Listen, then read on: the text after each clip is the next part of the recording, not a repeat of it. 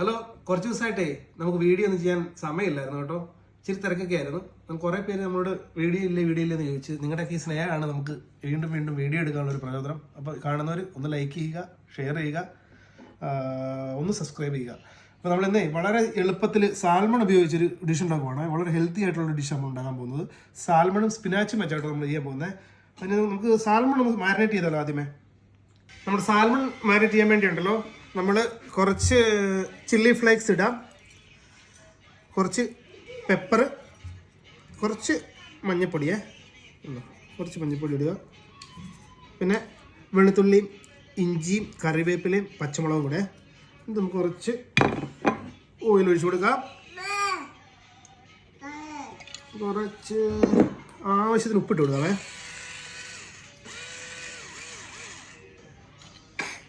നമ്മൾ മാരിനേറ്റ് ചെയ്തിട്ടുണ്ട്. കുറച്ച് നാരങ്ങ നീരും കൂടെ ഒഴിച്ചു കൊടുക്കാം അതിൻ്റെ അകത്തേക്ക്.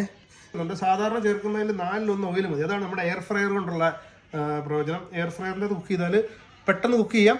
അതുപോലെ തന്നെ നമ്മൾ ഉപയോഗിക്കുന്ന ഓയിലിൻ്റെ അളവ് വളരെ കുറച്ച് മതി കേട്ടോ. ഇനി ഓയിൽ ഒഴിച്ചില്ലെങ്കിലും കുഴപ്പമില്ല. സാൽമണ് ഞാൻ കുറച്ച് ഓയിൽ ഒഴിക്കുന്നുണ്ട്. അപ്പോൾ നമുക്കിത് എയർ ഫ്രയറിൻ്റെ അകത്തേക്ക് വെച്ചൊന്ന് കുക്ക് ചെയ്യാം.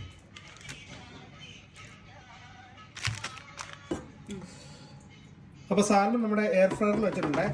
ഒരു 180 ഡിഗ്രിയിൽ ഒരു 15 മിനിറ്റ് വെക്കാം കേട്ടോ. നമുക്കിപ്പോൾ സ്പിനാച്ച് ഉണ്ടാക്കാവേ. അതിനുവേണ്ടി ചൂടായ പാത്രത്തിലേക്ക് കുറച്ച് ഓയിൽ ഒഴിച്ചു കൊടുക്കുക. അതിലേക്ക് ഇഞ്ചി, വെളുത്തുള്ളി, പച്ചമുളക്, കറിവേപ്പില, പിന്നെ കുറച്ച് സവോള ഇട്ട് നന്നായിട്ട് വാട്ടിയെടുക്കുക. നന്നായിട്ട് ഇതൊന്ന് വാടി വന്നിട്ടുണ്ട് കേട്ടോ. അപ്പോൾ നമുക്ക് ഇതിലേക്കുണ്ടല്ലോ കുറച്ച് മഞ്ഞൾപ്പൊടി ആഡ് ചെയ്യാവേ. കുറച്ച് മഞ്ഞൾപ്പൊടി ആഡ് ചെയ്തിട്ട് ചെയ്യുക. അതേപോലെ നമുക്ക് അന്നേരം നമുക്ക് സ്പിനാച്ച് ആഡ് ചെയ്യാം. സ്പിനാച്ച് ഇതുണ്ട്, ഇതുപോലെ നന്നായിട്ട് വാടി വരുന്നുണ്ട്.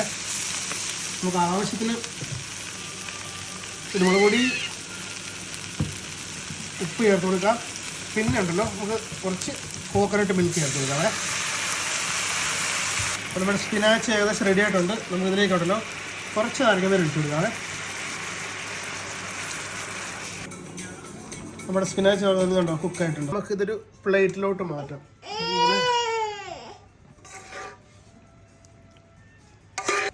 നമ്മുടെ സാൽമൺ ഇതുപോലെ സൂപ്പറായിട്ട് കുക്കായി വന്നിട്ടുണ്ട്. നമ്മൾ ഒരു 15 മിനിറ്റ് നേരം കുക്ക് ചെയ്തിട്ടോ. ഇത് എടുത്ത് നമ്മൾ പ്ലേറ്റിലോട്ട് വെക്കാം. അങ്ങനെ നമ്മുടെ സാൽമണും സ്പിനാച്ചും റെഡി ആയിട്ടുണ്ട്. നമുക്ക് ഇതിനെ ഒന്ന് ടേസ്റ്റ് ചെയ്ത് നോക്കിയാലോ.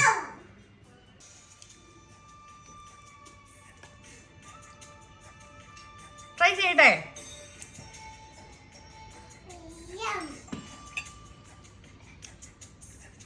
നല്ല ടേസ്റ്റ് ഉണ്ട് കേട്ടോ. എനിക്ക് ഇഷ്ടപ്പെട്ടു. അടിപൊളി. നിങ്ങളൊന്ന് ട്രൈ ചെയ്യേണ്ട റെസിപ്പിയാണ്. ഒന്ന് ട്രൈ ചെയ്യണേ. Thank you.